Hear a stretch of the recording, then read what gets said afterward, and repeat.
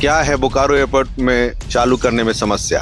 हमारे साथ विवेक जी हैं, आज राजनेता के रूप में नहीं, इस विषय में एज एन एक्सपर्ट हमें बताएं कि आखिर बोकारो एयरपोर्ट का जो शुरुआत है उसमें देरी क्यों हो रही है।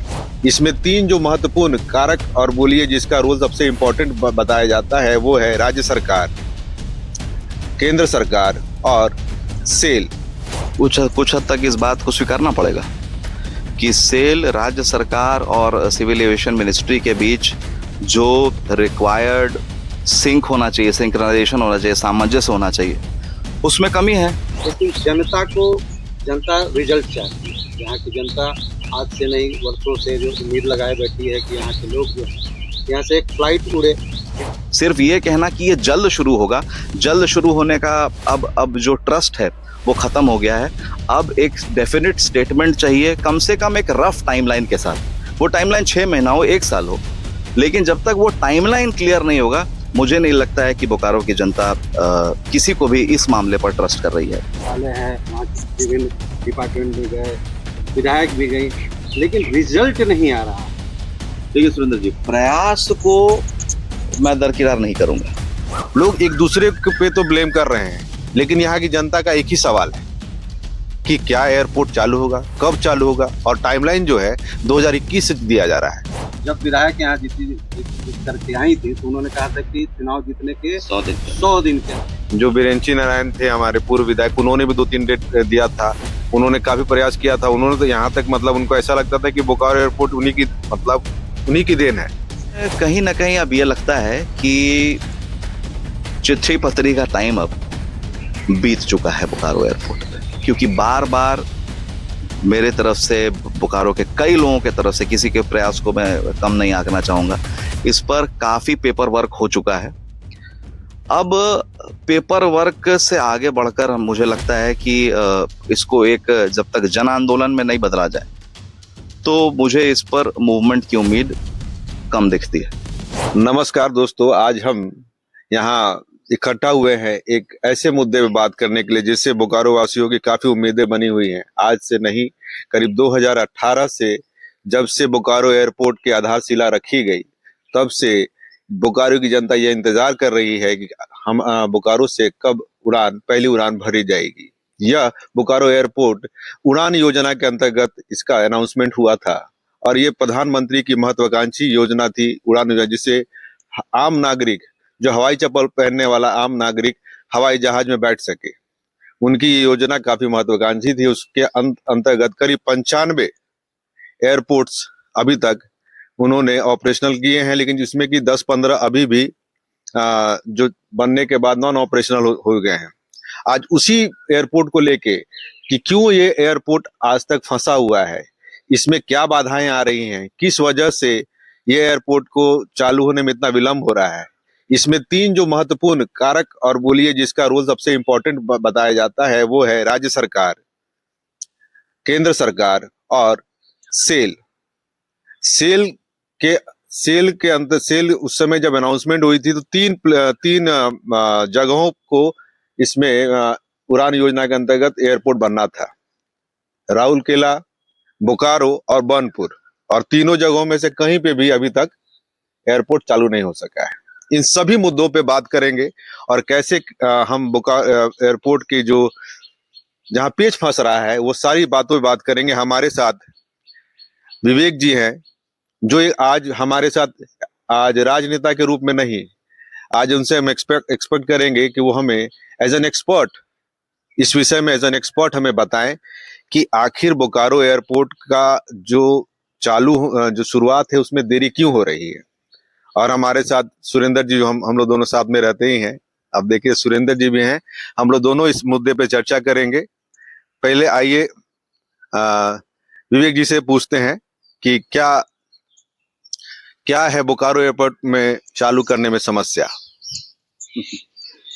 धन्यवाद चंदन जी। जैसा आपने कहा, 2018 में इसकी आधारशिला रखी गई, इसके साथ देवघर की भी आधारशिला रखी गई जो 2022 में चालू हो गया, लेकिन बहुत सारे कारणों से बोकारो एयरपोर्ट अभी तक चालू नहीं हो पाया है। बोकारो एयरपोर्ट का लगभग 80% काम होके तैयार है। एयरपोर्ट की बिल्डिंग बन गई है, टर्मिनल बन गया है, और जो एयरपोर्ट के अंदर फैसिलिटीज होती हैं वो बन गई हैं, रनवे बन गया है। लेकिन अगर हम जिस स्कीम का आपने चर्चा की, उड़ान मैनुअल, उसको देखेंगे तो 3-4 जगह ऐसी है जो अभी भी इनकम्प्लीट है।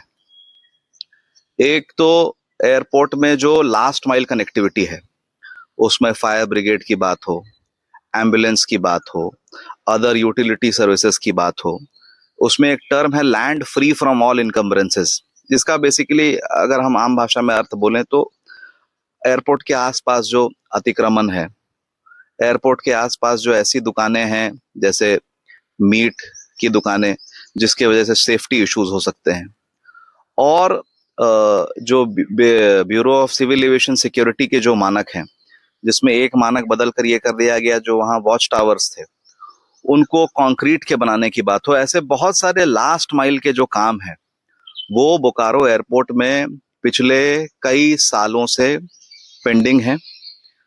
और इसी सब कारणों से जो directorate general of civil aviation है, उसे जो लाइसेंसिंग की प्रक्रिया हुई है वो सतत प्रक्रिया अपने कंक्लूजन तक नहीं पहुंच पा रही है।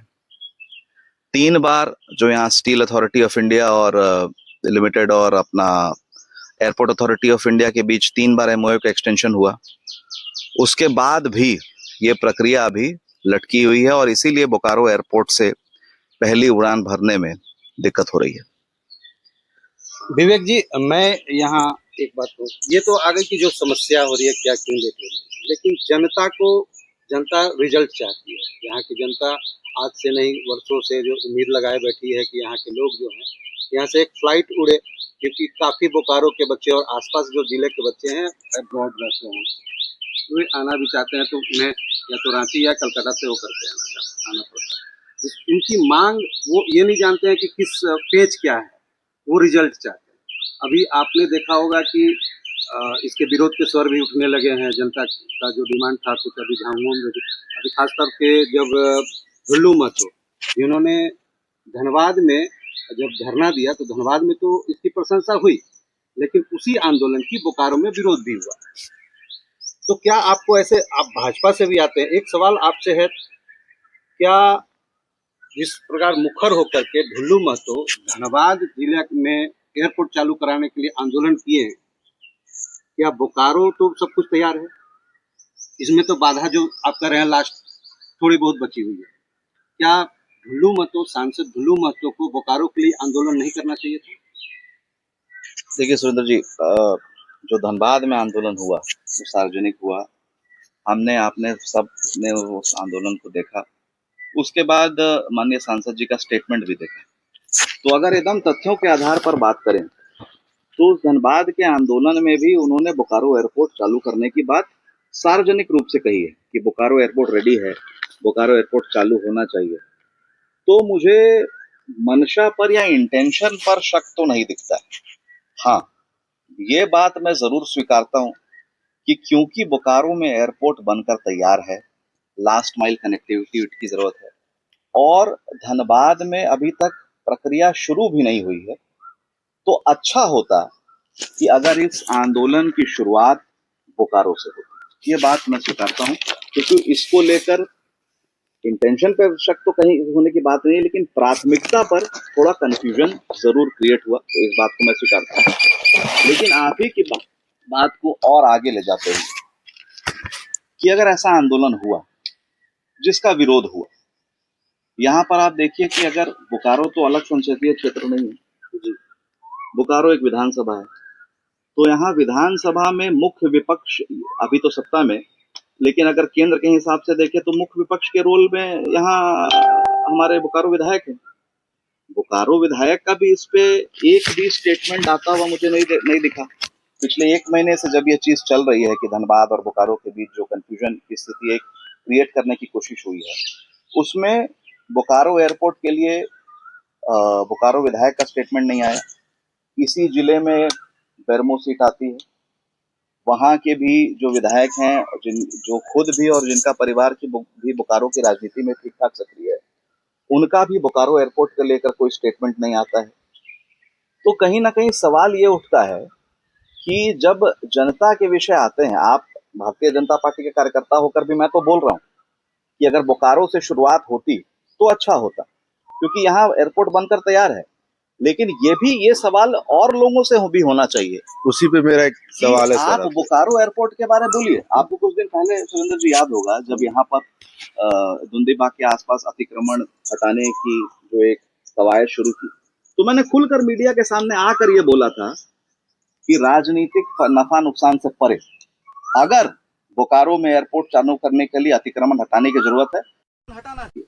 तो आप स्टैंड बाकी जो यहाँ पे मुख्य विधायक भी तो क्लियर करें कि बोकारो एयरपोर्ट के लिए 1-2 मीटिंग के अलावा आप ग्राउंड पे क्या प्रयास कर रहे हैं। मेरा इस पे एक सवाल है सर कि चलिए ठीक है, बोकारो एयरपोर्ट के लिए मैंने शुरू में कहा कि 3 प्लेयर्स बहुत इंपॉर्टेंट हैं और जनता ये नहीं जानती है कि किस वजह से एयरपोर्ट रुक रहा है, क्योंकि पक्ष हो चाहे विपक्ष हो सभी लोग धरना कर रहे हैं, सभी लोग जाके कहीं रहे हैं, अपना ज्ञापन दे रहे हैं, सब लोग अपना प्रयास कर रहे हैं, लेकिन जनता को ये समझ नहीं आ रहा है कि आखिर के बाद आज 75 करोड़ रुपए खर्च हो जाने के बाद एयरपोर्ट अथॉरिटी ऑफ इंडिया की तरफ से पूरा इंफ्रास्ट्रक्चर तैयार हो गया, एक वॉच टावर और एक जो सतनपुर में लगना है लाइट, छोटे मोटे बचे हुए हैं, इन कामों को लेकर ही। क्योंकि देखिए जो आपने कहा वॉच टावर की बात, तो वहां जो bureau of civil aviation security है उसने क्या कहा है कि ये कंक्रीट का होना चाहिए, वहीं airport of authority of India कहना है कि इस तरह की वॉच टावर्स बहुत जगह है जहां ऑपरेशनल है, तो वहां भी कॉन्फ्लिक्ट है और वो दोनों केंद्र सरकार के उपक्रम है और इस वजह और ये दोनों केंद्र सरकार समन्वय नहीं बना पाना। और राउरकेला में उड़ीसा में जो भाजपा की सरकार है और केंद्र में भाजपा की सरकार है, वहां यही काम बड़ा आसानी से हो जाना। राउरकेला में आज उड़ीसा सरकार उस जमीन को अधिग्रहण कर लेती है सेल से और हस्तांतरण कर देती है एयरपोर्ट अथॉरिटी ऑफ इंडिया को, तो वहां वो क्लियर हो जाता है, एमओयू का टेंशन खत्म और जो सेल का जो रोल है वही सीमित हो जाता है। आखिर सेल की भी मंशा इसमें नहीं हो रही है, क्योंकि सेल में जहां जहां ये एयरपोर्ट दिए गए वहां चालू नहीं हो पाए। सदन जी, आपके सवाल में ही जवाब छुपा है कि जब आप बात करते हैं कि ये जो लास्ट माइल कनेक्टिविटी है, जो 3-4 इशू हमने पहले डिस्कस किए, वो लाइट लगाने की बात हो, 2 एम्बुलेंस की बात हो, फायर ब्रिगेड की बात हो, अदर यूटिलिटी सर्विसेज की बात हो, अतिक्रमण हटाने की बात हो, उड़ान मैनुअल में ही ये मेंशन्ड है कि स्टेट और सेंटर की क्या रिस्पॉन्सिबिलिटीज होगी। और जो ये सब लास्ट माइल कनेक्टिविटी की बात है वो आप देख लीजिए, वो स्टेट के कार्य क्षेत्र में आता है।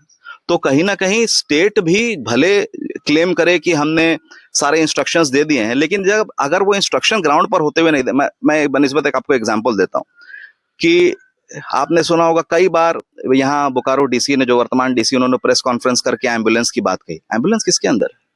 सिविल सर्जन को 2 एम्बुलेंसेस प्रोवाइड करने हैं, वो क्यों नहीं प्रोवाइड हो रहे हैं? सतनपुर पहाड़ी बहुत बड़ी पहाड़ी तो नहीं है, वहां लाइट लगना है। बीच में यह भी सुना था हमने कि बोकारो विधायक की विधायक मद से वो लाइट लगेगा। अब मुझे पता नहीं कि उस प्रोजेक्ट का क्या हुआ, लेकिन लाइट अभी तो नवंबर 15 को जो डीसी साहब थे उन्होंने एक मीटिंग की थी, वहां पे निरीक्षण किया था जाके रनवे पे, और उसके बाद उन्होंने सिविल सर्जन को वहां कहा था कि जल्द से जल्द जो प्रक्रिया है पूर्ण करके एम्बुलेंस को उपलब्ध कराया जाए और जल्दी से जल्दी 1 महीने के भीतर। खैर हमारे बोकारो जिला उपायुक्त ने 2-3 बार डेट दे चुके हैं और आज अप्रैल में भी एक बार इंस्पेक्शन हो गया, लेकिन अब ये डेट से पब्लिक यहाँ परेशान है। लेकिन आपको अगर सोल्यूशन निकालना है तो जवाबदेही तो तय करनी पड़ेगी। बोकारो एयरपोर्ट कोई प्राइवेट संस्थान तो है नहीं, कोई प्राइवेट इंफ्रास्ट्रक्चर यूनिट तो है नहीं। इसमें अल्टीमेटली जो भी काम करना है वो या तो स्टेट गवर्नमेंट को या सेंट्रल गवर्नमेंट को करना है। स्टेट गवर्नमेंट के तहत जो चीजें आती हैं वो स्टेट ही कर सकता है। यस, अब आप एक ऐसा सिचुएशन इमेजिन कीजिए कि स्टेट बोले कि XYZ चीजें हम नहीं कर रहे हैं, लेकिन वो आप एनओसी दे दीजिए। कल को अगर कोई सेफ्टी, एक तो एनओसी मिलना असंभव है, और अगर एनओसी मिल भी जाता है उसके बाद भी लाइसेंसिंग की प्रक्रिया पूरी नहीं होगी, क्योंकि जो उड़ान मैनुअल के मानक है उस पर वो कंप्लीट नहीं हो रहा है। तो पहला तो, और इस पे एक चीज ध्यान दीजिएगा कि जो हमारा जो संवैधानिक सेटअप है उसमें डिस्ट्रिक्ट कलेक्टर स्टेट और सेंटर दोनों के रिप्रेजेंटेटिव हैं। सेंटर की स्कीम्स भी उन्हीं को लागू करनी है, स्टेट की स्कीम भी उन्हीं को लागू करनी है। फाइनल जो यहाँ पे नोडल यूनिट वो आता है वो डिस्ट्रिक्ट कलेक्टर का ऑफिस होता है। तो ये चीजें पेंडिंग है। जो आपने बात उठाई bureau of civil aviation security की और एयरपोर्ट अथॉरिटी ऑफ इंडिया की, देखिए ये जो नॉर्म्स हैं ये समय के साथ चेंज करते रहते हैं। अगर बोकारो का थ्रेट परसेप्शन के हिसाब से उनको ये लगा है कि यहाँ कॉन्क्रीटाइजेशन होना चाहिए, तो चंदन जी आप एक बात बताइए कि कंक्रीट का वॉच टावर बनाना कि बोकारो जैसे शहर में कितनी बड़ी बात है। वो तो मतलब बहुत समय लगेगा, तो 1-1.5 महीने में बनकर तैयार हो जाना चाहिए। कहीं ना कहीं तो कहीं ना कहीं स्टेक होल्डर्स की, मुझे ये कहने में थोड़ा दुख हो रहा है, ये प्रायोरिटी नहीं है जी। और लेकिन अगर ये जनता की प्रायोरिटी है जी। तो प्रजातंत्र में ये स्टेक होल्डर्स की प्रायोरिटी होनी पड़ेगी। सर, यानी यूं कहा जाए कि जो यहाँ पर 3 किरदार हैं, राज्य सरकार, केंद्र सरकार और सेल, तीनों के बीच सामंजस्य नहीं बैठ रहा है, जिसके कारण यह अधर में लटकता नजर आ रहा है। कुछ हद तक इस बात को स्वीकारना पड़ेगा कि सेल, राज्य सरकार और सिविल एविएशन मिनिस्ट्री के बीच जो रिक्वायर्ड सिंक होना चाहिए, सिंक्रोनाइजेशन होना चाहिए, सामंजस्य होना चाहिए, उसमें कमी है। इस बात को मैं स्वीकारता हूं। और उसमें जो भी यहाँ रिक्वायर्ड स्टेक होल्डर्स हैं, वो सिविल एविएशन मिनिस्ट्री हो, वो एयरपोर्ट अथॉरिटी ऑफ इंडिया हो, वो सेल हो या यहाँ राज्य सरकार हो, कहीं ना कहीं चारों के पार्ट पे कमी है। तभी ये एयरपोर्ट आज तक इतने लंबे समय के बाद 80-85% काम कंप्लीट होने के बाद भी शुरू नहीं हो पा रहा है। एक जो खबर आ रही है जिस तरह से राहुल केला की, सुनने में आ रहा है कि वहाँ जो है राज्य सरकार ने काफी अच्छी पहल की। देखिए राज्य सरकार ने पहल की, सेल की भूमि को अधिग्रहित कर लिया, लेकिन वहां पर भी अगर आप लोगों से पूछेंगे तो फ्लाइट ऑपरेशंस शुरू नहीं हुए हैं। लेकिन काम बहुत तेजी से आगे बढ़ रहा है वहाँ पर। जमीन का जो मसला था वो क्लियर हो चुका। जमीन का मसला क्लियर हो गया है और काम तेजी से आगे बढ़ रहा है, यह बात सही है। लेकिन इंग्लिश में कहते हैं the proof of the pudding is in the eating. जब तक एयरपोर्ट सेवाएं शुरू नहीं हो जाती हैं, मैं उस एग्जाम्पल को इससे कंपेयर नहीं कर सकता, क्योंकि दोनों जगह फ्लाइट शुरू नहीं हुई है। देखिए हम और आप कितना भी बात कर लें, और अब वो समय चला गया जब हम बात कर रहे थे कि हो जाएगा। अब जब तक यहाँ पर राज्य सरकार और केंद्र सरकार के जो जिम्मेदार लोग हैं उनके तरफ से एक क्लियर स्टेटमेंट नहीं आता है कि बोकारो एयरपोर्ट हमारी प्रायोरिटी है और इस टाइमलाइन में ये शुरू होगा, मुझे नहीं लगता है कि बोकारो की जनता को किसी स्टेक होल्डर पे विश्वास होगा। सिर्फ ये कहना कि ये जल्द शुरू होगा, जल्द शुरू होने का अब जो ट्रस्ट है वो खत्म हो गया है।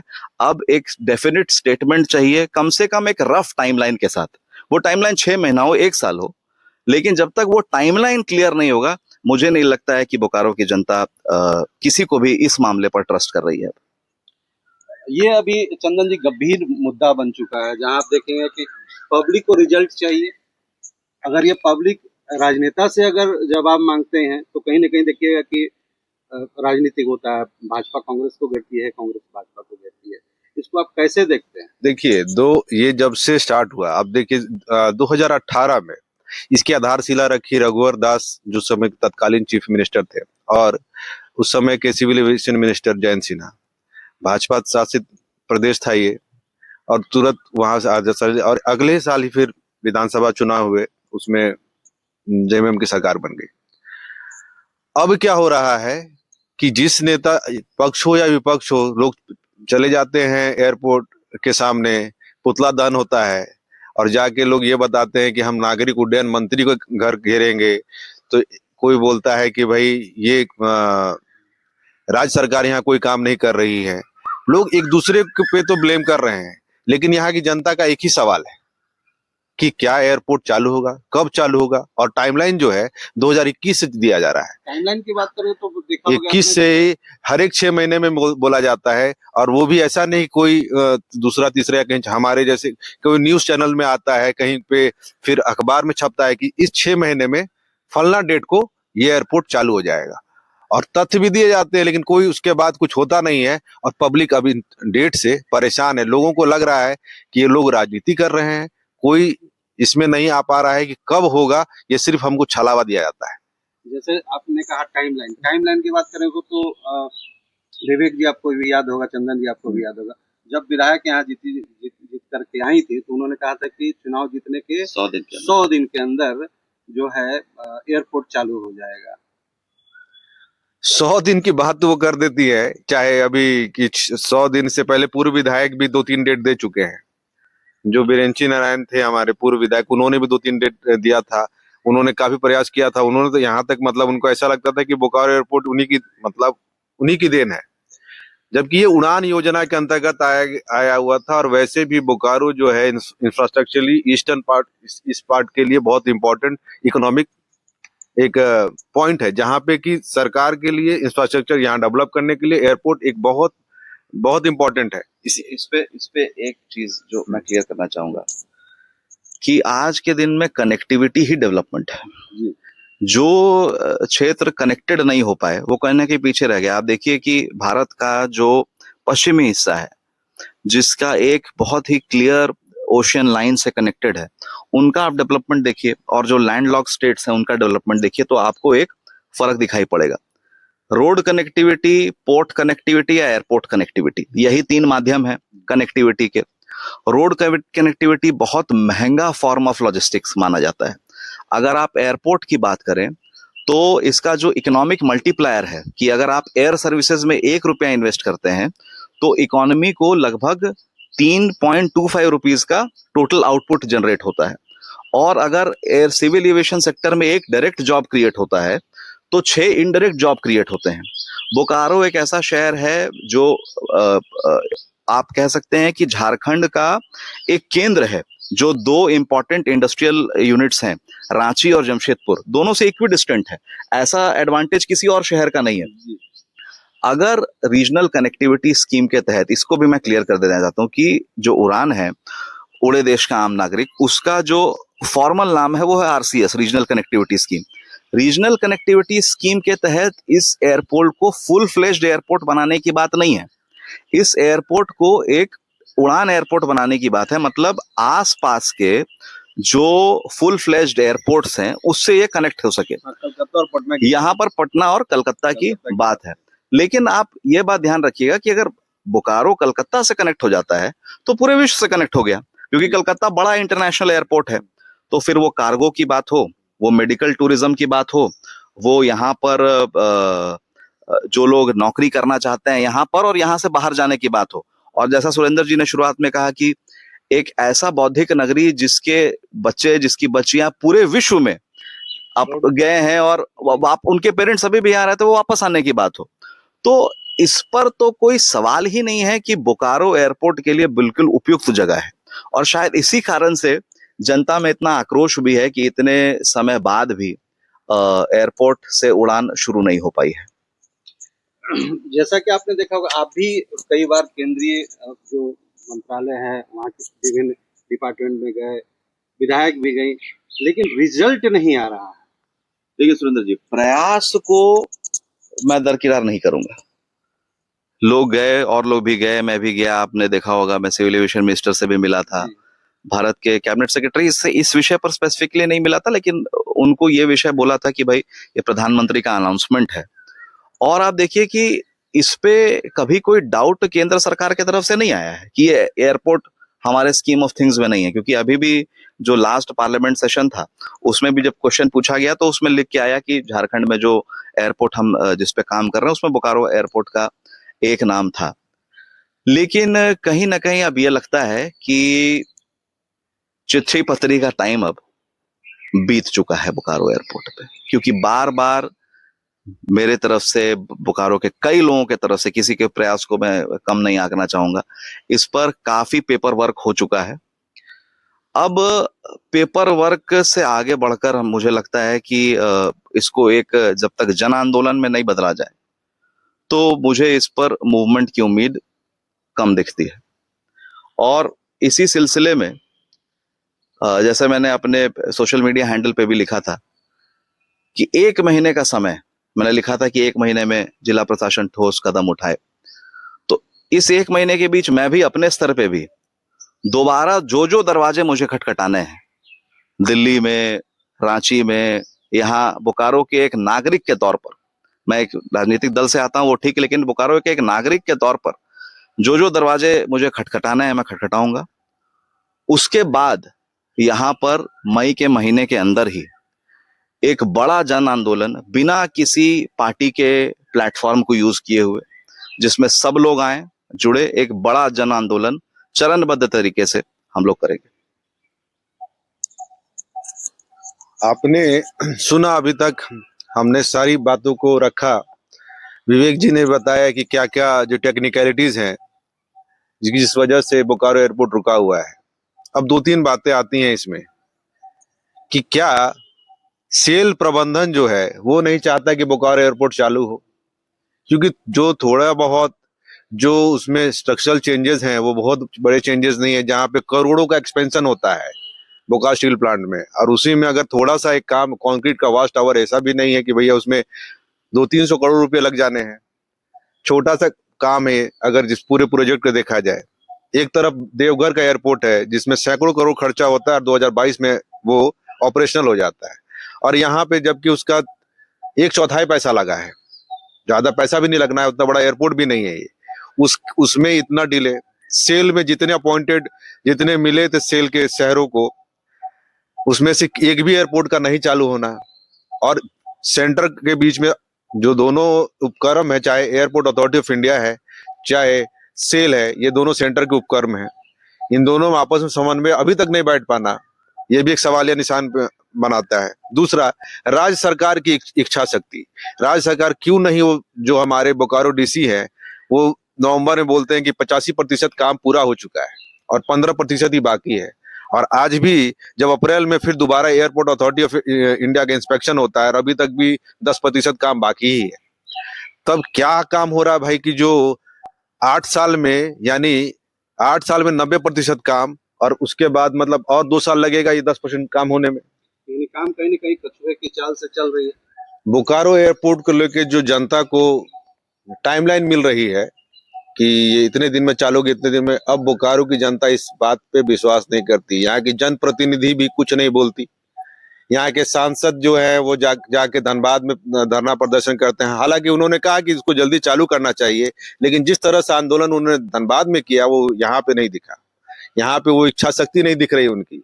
मैं ये नहीं कह रहा हूँ कि धनबाद सांसद नहीं चाहते हैं कि बोकारो एयरपोर्ट चालू हो, लेकिन वो उनकी जो इच्छा शक्ति है वो प्रकट नहीं होती।